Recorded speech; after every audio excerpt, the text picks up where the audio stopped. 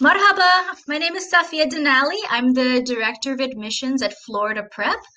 Just wanted to go over some information about our school. We are actually a day and boarding school in Melbourne, Florida. I've been at this academy for 6 years now. I started out as one of the admissions counselors at this academy, and now I'm the Director of Admissions. And so I'll be happy to answer any questions that you have about our school, walking you through the process. I've been working with many families, and so I'm very familiar with talking to them about how we could make this a reality for your child. Next slide. So this is actually one of my favorite pictures of our academy. It shows a nice aerial view of our school. And as you can see, it's a very lush and very tropical area. Where we are located, it's in Melbourne, Florida. If you're not familiar with Melbourne, we are actually 45 minutes south of Orlando, and we're about 10 minutes from the beaches on the East Coast. So our city is actually known as the Space Coast. Space because we have NASA maybe an hour from our school, and of course we have the beaches 10 minutes from our school. What's really nice about that is we really do try to utilize our area and our location as part of our classroom.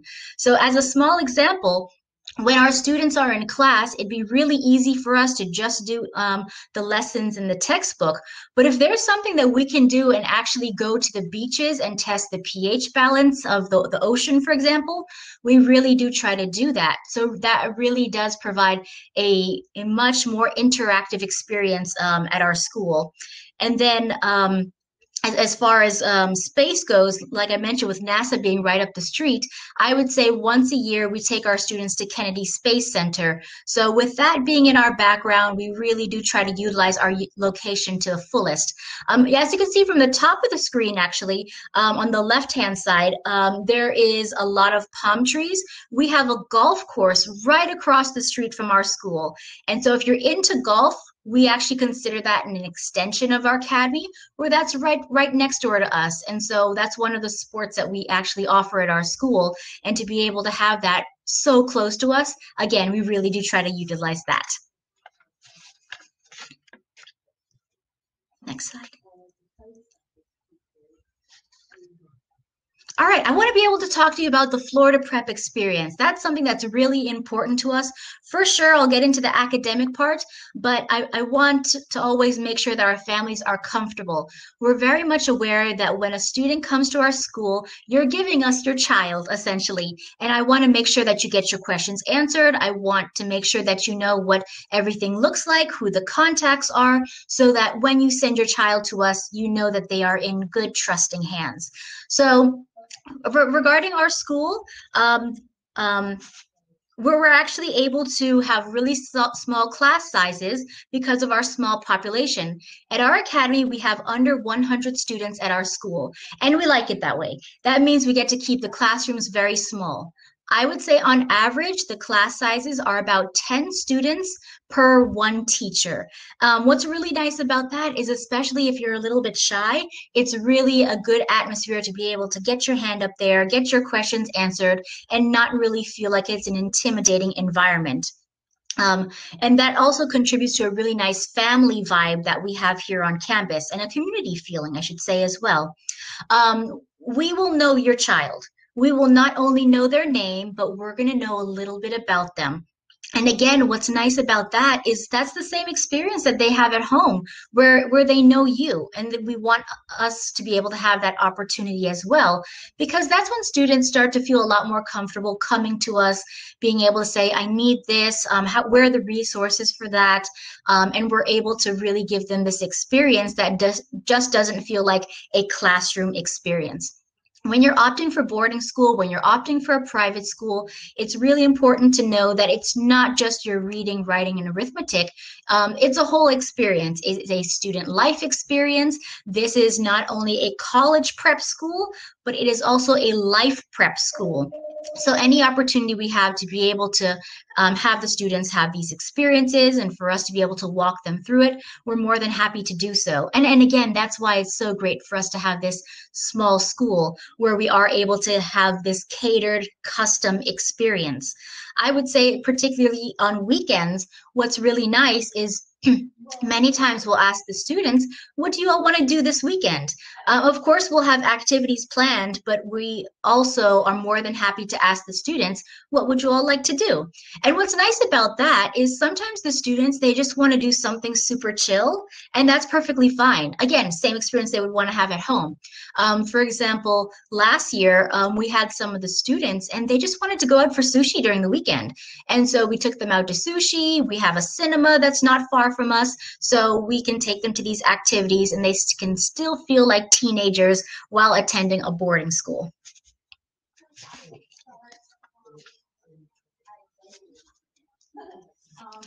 Okay, so we actually, like I mentioned, we are 5th through 12th grade. And so we do have younger students here on campus, and they are allowed to board starting in 5th grade. And I want to make sure that you know that, again, they're being taken care of. We do have a special program for our younger students. If you think about it, the younger they are, they learn so fast. And so we want to make sure that they are able to have that mothered experience that they're still kind of used to. So we're here from them. We have a college guidance counselor. We have a guidance counselor in general to be able to ask the students how they're doing, if everything is okay. And also in the boarding situation, which I'll talk to a little bit later, we're going to make sure that everything is age appropriate. What's nice about our middle school students is that they actually are able to take high school level classes if they qualified to do so. So we have 2 tracks for our middle schoolers. We have a regular track and we have an advanced track. We really do a custom schedule for the students. And so what we do is we look at their current grades and we see what classes that they are in right now, and we'll go ahead and get them on that track. At our academy, we have students from over 15 different countries from around the world. So we're very used to looking at different transcripts, having students from different grades, equivalents. And so what we will do is we will kind of look at the 2 different transcripts, find the equivalent to our school, and make sure that they are in the correct classes. Now, let's say you have a student who is really advanced in the math. And that maybe in their history classes, they're at grade level. That's okay. We will keep them at grade level in their English, their history classes, but maybe when it comes to math, we'll put them in a higher level math class. We're not just going to keep them in the same grade just for the sake of it. If there's any opportunity we have to be able to fast track that progress, then we really try to do so. And like I was mentioning, the students, even middle schoolers, have the opportunity to take high school level classes. What's nice about that is they are actually receiving high school credit for it. So it's not uncommon for students going into high school already having high school credits, which really does help if one is looking to fast track their progress. And then within middle school also, as I was mentioning with our small class sizes, within middle school, it can be even smaller. I would say in middle school, our average class size is maybe 7 to 1. And again, what's the advantage to that is when you're younger, to be able to get those foundation skills is really important. When you're in middle school, I want to make sure we're teaching them group management skills, we're teaching them organizational skills, we are teaching them about time management, and so that by the time they are ready to take those high school classes, it's a very smooth transition and we don't necessarily have to worry about teaching them those habits. Now, mind you, if a student does come in high school, we'll be happy to teach them those skills as well, but how good does it look to be able to go into high school having those skills already? So we definitely have the middle school available, but then the high school, like I mentioned, we have that available as well.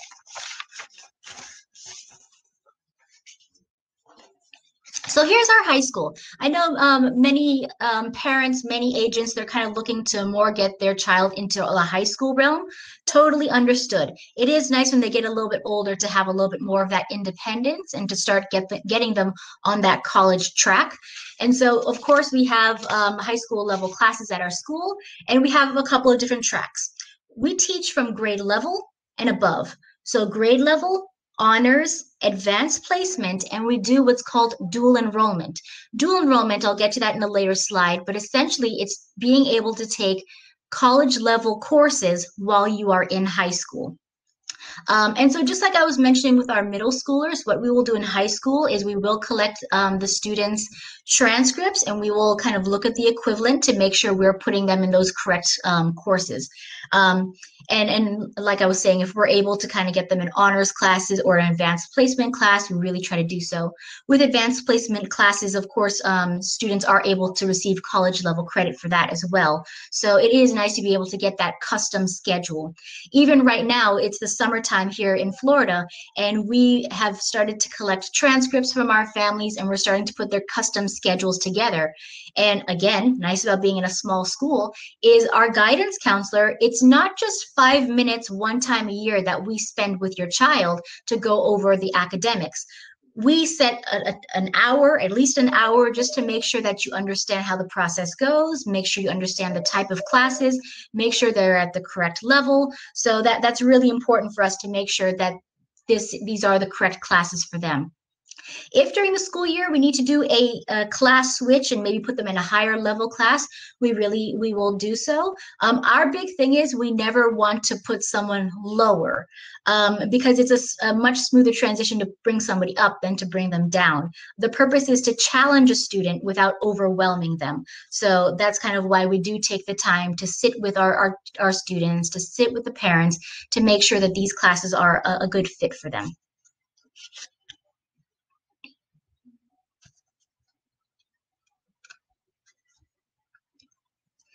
So at our academy, we have tons of classes that a student can choose from. Like I was mentioning, we have our advanced placement classes, but then we also have a lot of great electives here at our school as well. So what I really do appreciate about the elective classes that we have here on campus is you have a professional within their field who is teaching your child those elective classes. So for example, our music teacher has a music degree. Our culinary class is actually taught by our chef. Our surf instructor, and yes, we do have surf at this academy, is taught by somebody who has a physical education degree. And so my point is, you do have someone who's able to get into the details of the subject. You wouldn't want someone like me teaching music class because one, I don't really have the interest, and two, I wouldn't really know anything. And so when you have a student and that's really something that they want to do, they can go to the teacher and they can say, yes, listen, I want to play the guitar, but I actually want to learn about music theory as well. So now you have the teachers who are really able to get in depth and talk to the students at a professional level. And that really does help the students to understand if that's something that they want to do when they get older. We don't want them to get into college just to find out they don't know what they want to do. So our job is to make sure we give them these choices of electives so they can see if this is something that they want to do. Even when they get into their 11th and 12th grade year, we have internships with a lot of great companies around the area that we will connect the students with so that they can actually they can actually learn from a professional, they can actually shadow a professional to see what they're doing within their field. That's a great opportunity for the students to not only see what is going on, but maybe even to eliminate some choices. We had a student one year and we had connected them with an engineer because they were saying that that was a field of interest. We connected with them with the engineer and the student found out that that wasn't something they wanted to do. So we were really able to put them on a different track, and the student realized that maybe architecture was a little bit more of what they were looking for. And so that was really nice for us to be able to connect them with an architect. And then the student said, yes, that's the field that I'm really interested in. But again, it's nice for them to be able to see that early on before getting into the workplace, getting into college, just to find out that's not really what they wanted to do. And then, so another class that I actually wanted to boast about a little bit was our culinary class. So we actually have a chef here on campus, and so he teaches culinary class. And so what's great about that is, again, you have a professional within their field. And so I always tell students, I know our kids, they love to eat, but then there will come a point in their life where they do need to know how to cook. And so this is a really nice opportunity to be able to learn to make soups, stews, rice dishes. The kids learn how to make eggs in a million different kind of ways. And it really is a full experience. Again, there's that life prep portion where they're not only learning about culinary at Florida Prep, but they're learning about a skill that they're going to need in their life. So I think that's a very valuable tool for them to have, because again, they'll not only need that in college, but when they grow up, they have their own families. It's definitely something worthwhile for them to be able to know how to cook. Yeah. Yeah.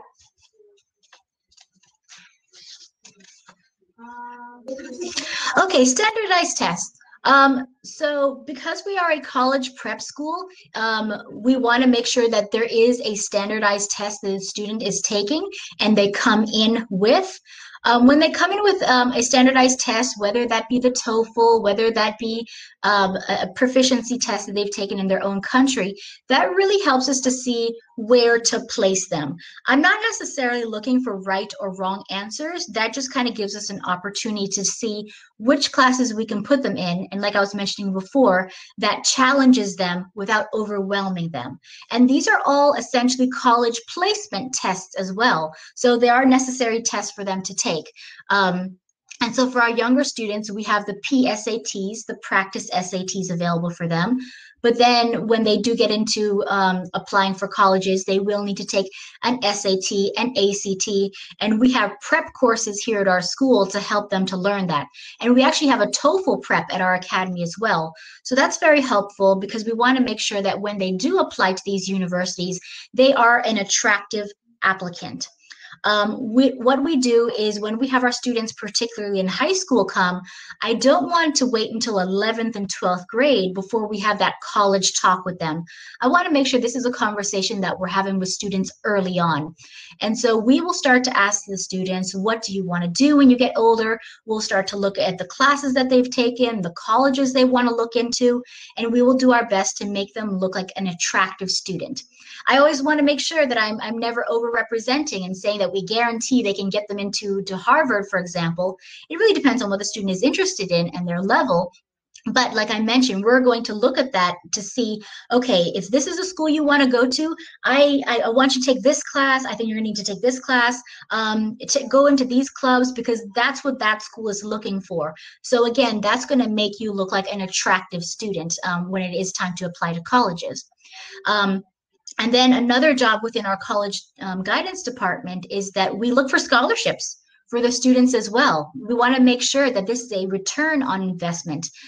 We're not naive to the fact that when students are applying to our high school, that you're starting to tap into your college funds. We know that. And so I want to make sure that you're getting your money back in some way. And so our job is to make sure that you, like I was mentioning, you're an attractive student. And when you are an attractive student, that's when it comes to the point where colleges will say, you know what, I want that kid, and I'm willing to put some money up forth in order to get that student into our school. And so that's the position that as parents you really want to be in, where now, how we say in the US, the ball is in your court. And so now you have the advantage where, like I was saying, the universities, the colleges are now headhunting your student, your child. And actually, that's a position that even as an admissions director, I like to be in as well. So at our academy, we offer academic scholarships at our school. And so I always appreciate when students and parents come to me and they're showing me that, hey, my kid has great grades, they've done all the right things. And that puts me in a position where I think to myself, you know what, I want to invest in that student. And so at our academy, we do have academic scholarships. And so I'd be more than happy to entertain that with our families because I consider that a student who is adding to our academy. And so if I'm able to find that student, then I want to be able to put money forth to get them to our school. So we do offer flexible pricing so that our students can make this a possibility. I never want parents to think that, oh, it's a boarding school, it's a private school, this is out of my reach. I actually went to school in the area here, and I never thought that a private school was something for me when I was growing up. And only when I became a part of this world, I realized that there were so many options. And sometimes all you have to do is ask, and there are these options available to you. So I always encourage parents, ask. You never know. It doesn't hurt to ask and see what scholarships are available, what payment plans are available to you, and how this can be a reality. And really, that's my goal at our school. I'm so proud of the students that we have here at our academy, and so it's being able to get more students like that to be able to make sure that we have those quality students. Next slide, please. Okay, English immersion. This could be a slide that may be interesting to some of my parents. You may wonder, what does it look like if your child is not at that English level yet? That's okay. We actually have an English immersion program here at our school. So I do want to talk about this slide for a bit. So with our English immersion program, essentially this is a whole year that a student can come to the school and learn English. And so what we would do here, and they would still be getting that boarding experience, they would still be able to get into our clubs. But what's nice about this is going to be more of your intensive English training classes that you take. And so we have a couple of different tracks, as you can see on there. What you will notice is that, yes, we will be doing the English English as a second language courses, but then students will also have the opportunity to take non-English based classes. So for example, they can take physical education, they can take elective classes, they can take math and sciences. What's nice about that is that they're still getting academic credit for those. And so let's say after the 1 year is done and a student wanted to go back home, they're welcome to do so, and they can take those credits and they are transferable. If they wanted to come to our academy, which I would love, of course, they're welcome to transfer those. Well, it's not necessarily transfer. They would just kind of slide into our school year. And so they would use that year, like I'm mentioning, to just go ahead and learn English. And we have a couple of different tracks, and they are, that student is incorporated into our school. So I never want parents to think that it's an isolated sector for just our English immersion students. They are a part of our school. Actually, I would have loved, I was trying to get one of our current students, he was actually from Turkey, who came and did exactly that, where he came here and his English was a little bit at the lower level, which was okay. And so essentially we got him in the English program, and he just used the year to learn English. And by the end of the year, his English was so beautiful, and we're so proud of him that he learned so quickly. When kids are young, they learn so fast. And so we're hoping to have him return for next year. But again, that's a great success story. Actually, he's in the picture. He's at the very back. He's the young man in the gray shirt. I just noticed that. So that's Mohammed. But he did such a good job and such a great example of how that determination, that motivation really does couple well with our offerings. And so when the students are coming here, of course, they're coming here to do the academic portion. But on top of that, I do admit this was a hard transition for him, and that's okay and very common. There was a little bit of homesickness. There was a little bit of, this is all very new. There was the language barrier, but this is something that we've been doing for many years. Our school was established in 1961, so we've been an academy for 59 years. And so we do understand how it goes with being able to talk with students, to be able to not to overwhelm them, and making sure that this is an experience that is worthwhile for them, because we want them to be successful. We want them to come back for many years.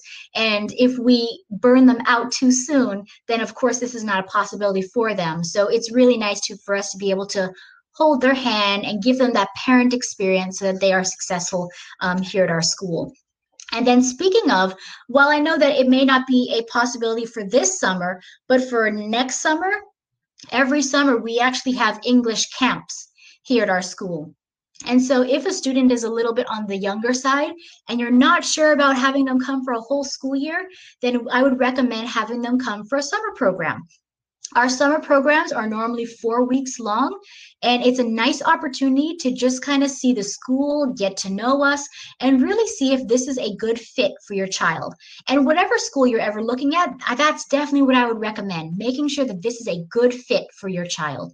And so essentially that's seeing, am I looking for a big school? Am I looking for a small school? Am I looking for a big city, a small city? Am I looking for something up north versus south? So once you're able to have those questions in your head, it's really easy to be able to do a process of elimination and find the school that's a good fit for you. And so that's why I really recommend a summer program. So like I was mentioning, in our summer program, they are able to learn English, but then we also have another track. So let's say you have a student who's already proficient in English. We have one that's just for fun. And the nice thing about that is they're really able to learn about the area, about here in Florida. We're so lucky with the area that we're in, where we have kayaking, paddleboarding, like I mentioned, the beaches. NASA is up the street. We have great malls. Orlando is close to us. And so it's really nice to be able to have this experience for them to be able to make a decision if this is something that we want to do. And if this is something they want to do, like I mentioned, super easy transition. If it's not, we never take any offense to that. We shake hands, part ways, and then we will do our best to help a student find a school that is a good fit for them. Next slide, please. Okay, dual enrollment. I was mentioning this a little bit earlier. So dual enrollment, this is something that we do offer to our high school students. Dual enrollment is essentially being able to take high school level courses college level courses while you are in high school. We pair with two different colleges and a university. One of them is Eastern Florida State College. That one is close by. And then we have Florida Tech, Florida Institute of Technology.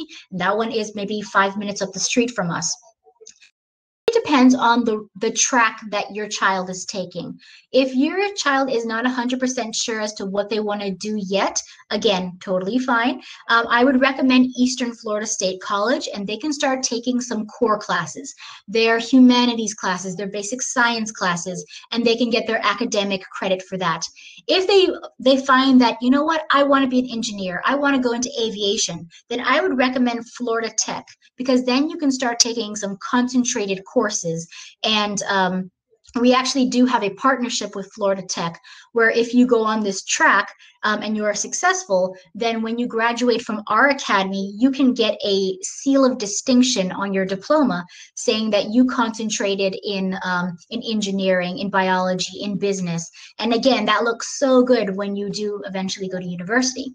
Now, I always want to make it clear that just because you are taking the classes at Florida Tech or Eastern Florida, that doesn't mean you have to go to those classes, those schools for university. It just means that you're starting to get those college credits under your belt so that they can, either you can go to those schools or you can go to another school. Because again, those are transferable credits. Yes, I think that's all I have for that slide. Next slide, please. So graduation requirements. Everybody always wants to know, what does it take to graduate from our school? So we have a couple things that you need to graduate from our school. I have them listed there. What's nice is we're here to help with that kind of stuff. We are here as your support system. And so we want to make sure that when you go off into college, when you are opting into our school, like I was mentioning, we sit with you, make sure that everything is on track. And then something that is really, I think, special about our school is we do have 100% college acceptance at our school. And so I think what is special about that is that's the point of the school. That's why one is looking at a college prep school, is to prepare them for college. And so we very much understand that the application process may be a bit much. We're here for you. And so we're going to help the students with their application. We're going to help look for scholarships. We're going to help with the essays, again, to be able to look like that attractive student. And we've been able to get students in all different types of colleges. Like I was mentioning, it really depends on what your child is interested in. In the past, we have gotten students into Harvard, but then we get them into fashion institutes, we get them into culinary schools. It really depends on what their track is. And like I was saying with the internships, our point is to be able to connect the students to help them to see what they're looking for and what to eliminate.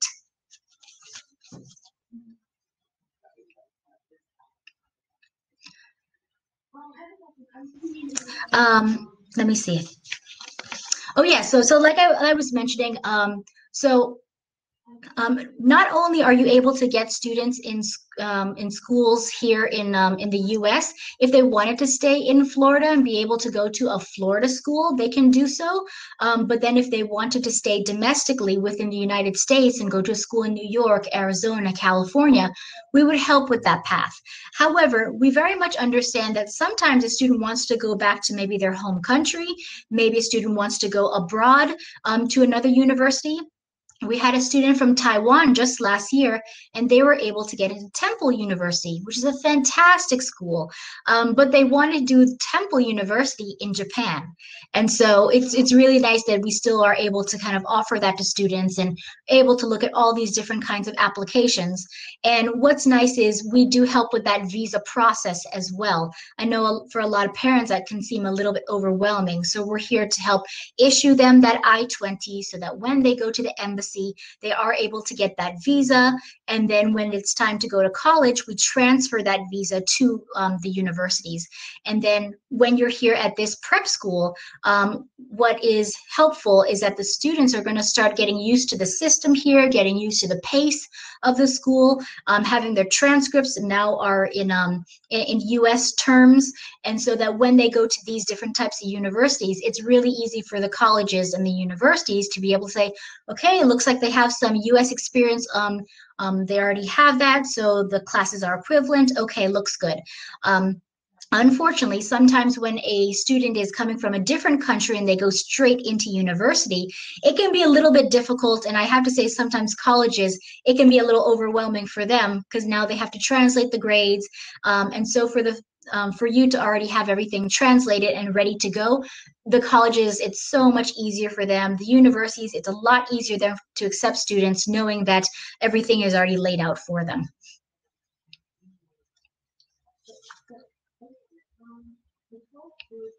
So athletics. At our academy, we definitely believe that not all learning happens inside of a classroom, and we want to make sure that students are well-rounded.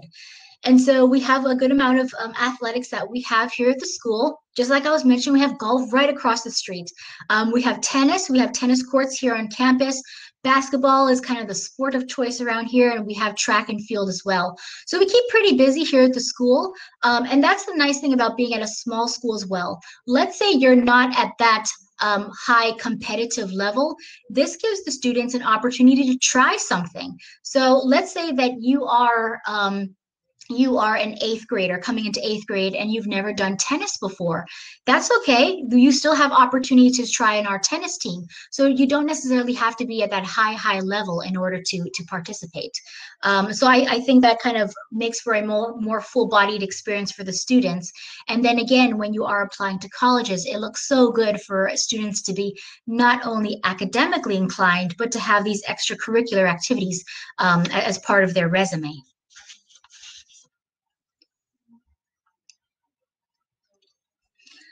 Okay, clubs. So we have a lot of clubs that we have here on campus, and we keep really busy around here. It actually came to the point where last year we were thinking of putting in a couple more clubs, and the students said, "Listen, we're getting kind of busy. Maybe there's too many clubs." And so we actually love that the students are able to speak up and let us know what's going on. And again, that's another advantage of a small school. We want to make sure that when these students graduate our academy, they are well spoken and they are able to talk to adults. You would find that that's actually very difficult for students to do nowadays because they always see the parents as that middle person. So they'll talk to the parent and then the parent has to talk to the adult in order for the student to get what they want. And so for us, our job is to make sure that the student, that they are becoming respectful and respectable young men and women. And so part of that is being able to have these clubs so that they are able to, one, see what they like, and two, have different leadership opportunities. And so let's say there's a club on campus that maybe we don't have. We love when students come to us and let us know that, hey, actually, we wanted to start, a chess club here on campus. And so it's easy for us to be able to start those things up because we are a smaller school. What we do from year to year is we actually look at the different types of clubs and activities that we have, and we will get an interest board to kind of see who's interested in what. So for example, there have been clubs that have done really well on some years, and some years the students are not interested. And again, that's fine. It's just for us being able to cater every single year to our population. What I like to tell families is essentially this is your school, this is your child's school, and to be able to have that personalized custom experience is really what sets Florida Prep apart from other schools. Like with a bigger school, it's really hard to be able to start these clubs. One, because sometimes they're already established, and two, sometimes the students, they feel a lot shyer to start these clubs. But routing back to the college experience, when the students are going into college, how good does it look on a college application to say that you started a club and you weren't simply a member of a club? So I think that that really is something strong to be able to put on a student's CV. So the boarding experience, I get this asked a lot. Parents always want to know, what do the dorms look like? So we went ahead and we have them pictured here. So as far as boarding life goes, we do have residential halls. And so we have one specifically for girls. We have one specifically for the young men. And so it's 2 students per room. And I actually have to say the rooms are actually quite big. And what we ask the students to do is personalize it and make it home. If you're living here on campus, we understand that you're going to be here a lot. And so we want to make sure that this is a comfortable environment for you.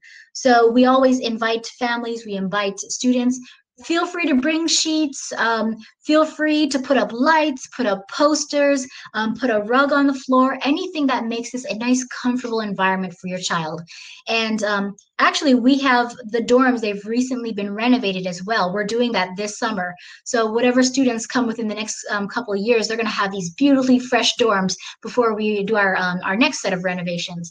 But that is really nice because they're very clean, they're crisp. What's nice in Florida is you have this beautiful natural lighting, as you can see for the window in that one of those top pictures. They're able to open up the curtains, get some fresh air, get some fresh lighting, and every student is able to have their own designated area as well. So they have a section where, of course, their bed is, but they have a desk. They have their own wardrobe. Under the bed, it's actually it's spaced off the ground so that they're able to put luggage underneath. They're able to put storage underneath. They're welcome to bring cases of water. Our big thing is we want to make sure the students aren't bringing snacks into the dorm rooms, and that's just a respect thing for their roommates and for themselves. And so, but there are many common areas where the students are welcome to have their snacks and bring all their goodies.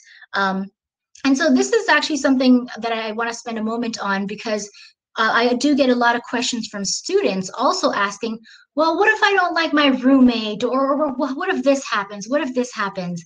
And so what we usually tell our students is, one, give it a try. Because if you think about it, this is the same experience that they will have when they get into the workplace. And sometimes we can't always pick our coworkers. And so we want to be able to teach the students how to communicate with people, conflict resolution skills. So when we are setting them off to college, when they do go into the workplace, they have those skills. Now, let's say it's impossible to deal with a roommate. We get it. Sometimes that happens. If we need to switch things out, we can do that. But we do try to have the students for things to work out between them. And then I did want to mention that we have residential deans. Those are people who essentially will be walking up and down the hallways, making sure that everything is okay with your child. That is your mentor. So the students, they'll go to the mentors all the time and just kind of ask those kid questions. Can I do this? Are we allowed to do this? And so we want to make sure that the students have an advocate. And so that's their person whom they go to just kind of bounce ideas off of and just kind of be that parent, an extension of you all, if you will. And so that person, actually the gentleman, he's actually pictured in that lower picture. He has his arm around the young man. He's been at this school for 20 years. And so he is like a father figure to a lot of these students, whether they be boys, whether they be girls. I do have to say a lot of the students, they'll go to him and just ask for advice. I've seen kids go up to him and ask them, how do you tie a tie? I'm ready to vote. What does this ballot look like? What do I do? So these are great people that are able to just mentor your child. Within the school year, of course, we will have the teachers there and they're able to answer the academic questions, but it is nice to have those residential deans around to be able to answer those student life questions.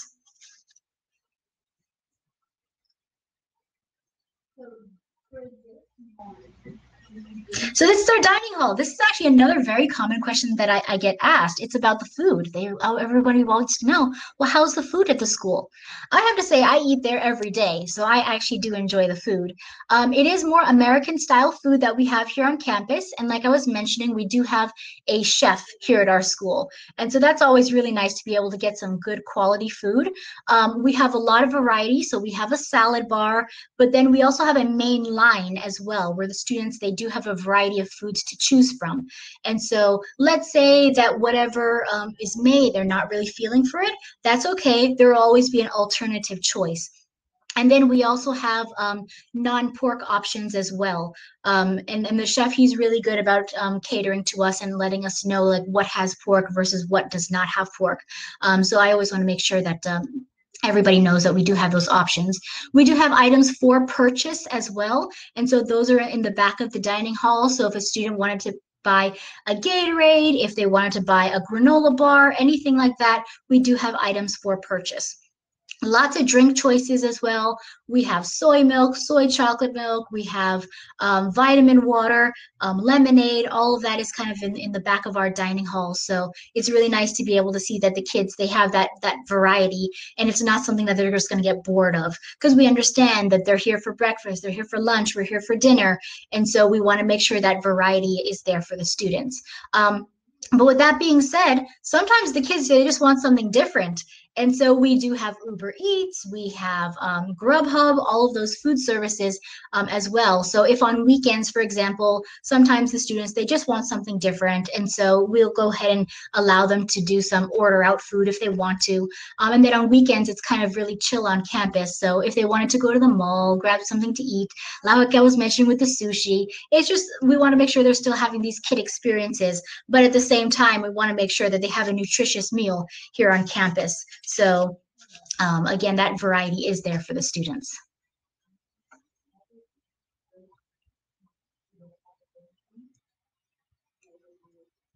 So the admissions process, after you've heard all these great things about our school, I bet you want to know, well, how do I make this work? So this is our admissions process. It's the same one that we use here in the office, and essentially it outlines everything that one needs in the application process. So it is the application, it is letters of recommendation, transcripts, standardized test scores, passport, and then we get later into agreements, and then we get into health information. It's a fairly easy process, I do have to say, and we mean for it to be that way. There is also an opportunity where we do a student interview with your child. And during the student interview, essentially that is my way, my admissions counselors, their way of making sure that your child is comfortable, making sure they know how this goes, knowing that you're not very close now. And so how is this going to work? And so we've had students ask, well, how do I get money? How does that work? And that may seem like a silly question to some of us, but for a kid, that's a big deal. So we want to make sure that they understand how that goes. And so when they do come here, again, we want to make sure that that transition is smooth. And so our guidance counselor in particular, we always let them know that, hey, we have a fresh batch of students. This one's coming from this place, this one's coming from this place. And so she keeps an eye out on those students and making sure that they are oriented correctly, making sure that if they need to talk to anybody, they understand how this goes. We have students who also come here by themselves. Some parents, of course, the parents are welcome to come with them when they initially drop the student off, but we have students who have come here by themselves before. And so the first question we always ask the students is, did you call mom? And you'll be very surprised because some of the students, they're so excited. They finally came to the US. They want to get their schedule. They want to do this. And we have to say, pause, call mom first. And so that's our way of saying, moms, we hear you out there, and we want to make sure we're looking out for you all. And so we make sure the students get on the phone, call mom, I'm here, I'm safe, I'm okay. And then we make sure that the students kind of have that comfort for them, and they continue that. You'll be surprised. There's so many times during the year where sometimes we'll see the kids, and again, this is new for them, and they have that maybe a little bit of culture shock, maybe a little bit of homesickness. And we'll ask them, hey, did you call home? And we'll find out that, no, I hadn't called home. Well, we'll go ahead and call home and see how everything is doing. And so we'll make sure that we're connected with them. And also we have a culture club. I forgot to mention that. That's another way for the students to be able to talk with other students who are in the same situation. No matter where in the world you're from, you will find that kids, they miss home. That's very natural. So we want to make sure that they're talking about it. And if we hear something that's very common that we can address, we try to do so. So for example, we had some students last year, and they were just saying, like, we really miss home food. And so we said, okay, well, let's go out and get some home food. And so we called some local restaurants and tried to find out who has the most authentic, in this case, Polish food. And so we found a Polish restaurant in the area, and we made sure that all the students were able to go out to dinner with this kid, and were able to get a nice Polish lunch. And then we made sure to do it with the other kids as well, because that's something that they miss sometimes, and we want to make sure that they're being taken care of. So this is what the application process looks like. Sorry, I went on a little bit of a tangent. So within the student interview, we also do a parent interview. The parent interview is essentially my financial conversation with the families to see how this can be a possibility. And so once I've collected everything, particularly the grades, particularly after we've interviewed your child, that lets me know, okay, cool, now we can have a conversation as how we're going to make this work. We want to make sure that we are not overwhelming our families, making sure that this is something that will work for both parties. But at the same time, we want to make sure that this is something that does not create a financial burden. And so I do have to say, and I purposely emphasize that we do have flexible pricing to kind of see how we can make this a reality. Okay, so this is my last slide before we go into a little Q&A session. So essentially that's our school, and there's kind of our information at the bottom. If you don't mind, I just wanted to play a quick video clip for you.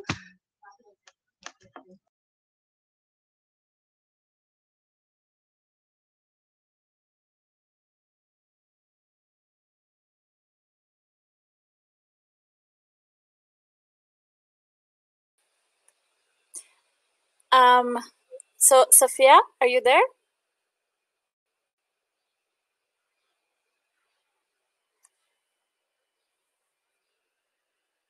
Sanırım bir internet kopukluğu yaşıyoruz. Hemen döneceğim.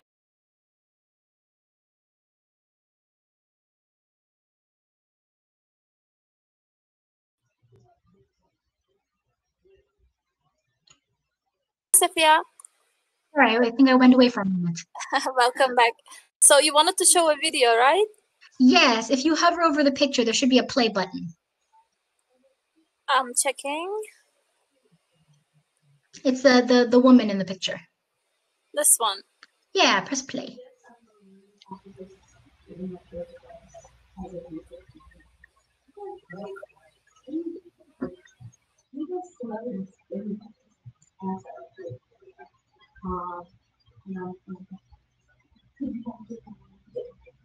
I don't want them to take pictures.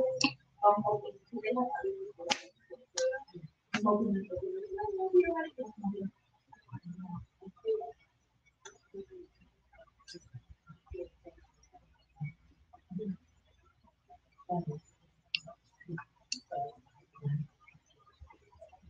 Are we having some technical difficulties?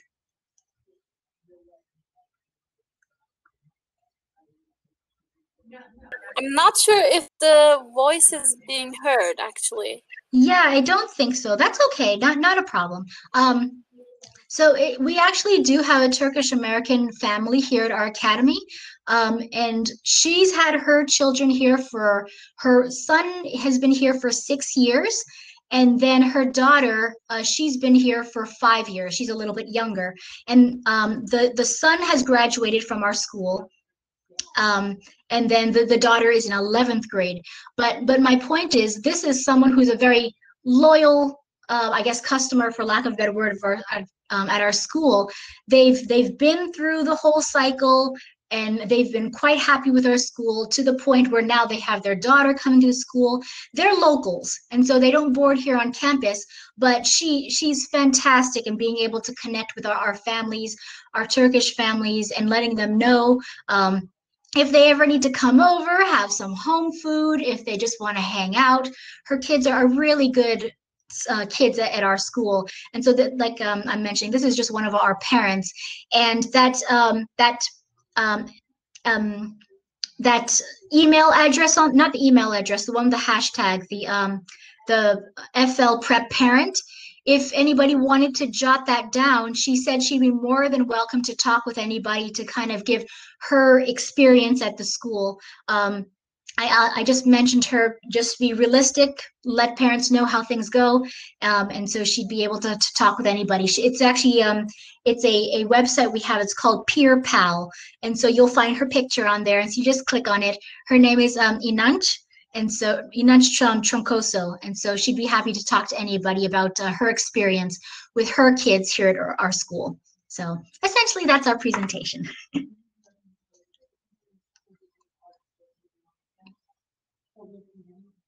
Sophia, thank you so much for this presentation. Welcome. We have a few questions. Can you see them? Yes, I can see. Okay, the orientation process. So how that goes is we have check-in once a year. Twice a year, actually. There's 2 different jumping points where someone can attend our academy that I would prefer. We have August, and then we have January. Students can kind of come in between. However, the best times to come are August and January. So during that time, we do a check-in process. Essentially, that is an opportunity for parents as well as students to get to know all of our administrators. And so once they do so, we're not going to just drop your kid and just make sure that, good luck. We're going to make sure that we're with them. We're going to make sure we pair them up with a current student, someone who's in a similar grade, someone who's in a similar age group, to make sure that they're getting their kid questions answered. Because right now I find that it's really helpful for parents to get their questions answered, to understand how the financial process goes, how the application goes, but we never want to forget that at the end of the day, it is the student who is living this experience, and we want to make sure it's as smooth as possible. So we're going to be there guiding them along the way. And like I mentioned, with us having our guidance counselor here, it's an open door policy. The students are welcome to go see her, but she also comes out as well. And she'll talk to the kids. How are you doing? She'll sit with them at lunch. How is everything going? Do you have what you need? And that's our way of just kind of having, I guess, those mom moments with the kids to make sure that they're comfortable, make sure they're situated, and we'll watch them. It's not just at the beginning of the school year. It's a process throughout the school year.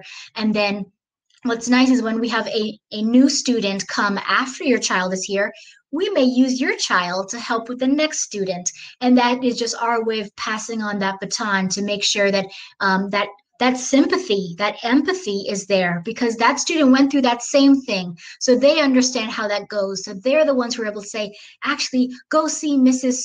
whoever, that's a really good person for you to see. She really helped me out a lot. I think she's going to help you out too. We have a nurse here on campus as well. That's something that's also very, I guess, comforting for parents to know. She is a registered nurse, and we have the nurse's office near the dorms.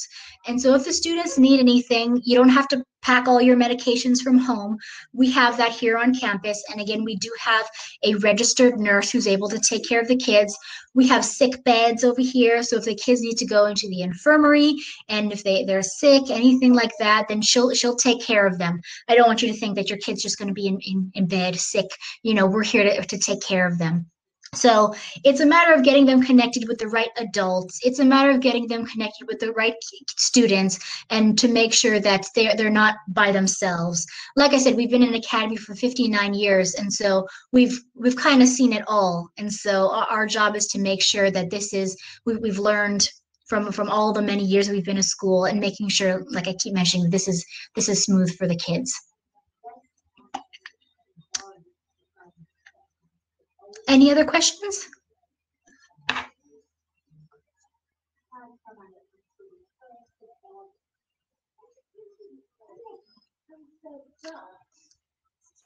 Sophia, it seems like you answered all the questions. Okay.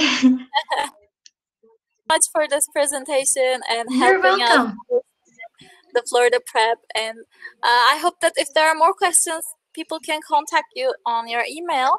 So Yes, maybe you ma'am. can drop it on the chat box for easy access. There we go. Oh, there we go. And it has my name there as well. So that's me. I'm the director of admissions here. Be happy to walk you through anything that you need.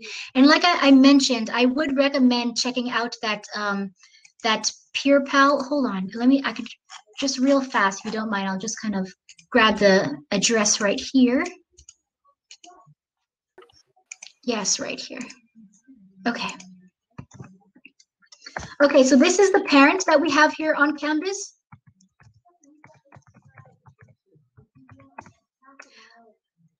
That's her name right there, Yunanch. And so, like I mentioned, she's a great ambassador of the school. And so if you felt more comfortable being able to talk to a parent and getting your parent-to-parent questions answered, that's who I would recommend to talk to. Okay? Hey, thank you so much, Sophia. All right, thank you, everybody. If you need anything, I'm here, okay? Have a good one. You too. Bye. Bye.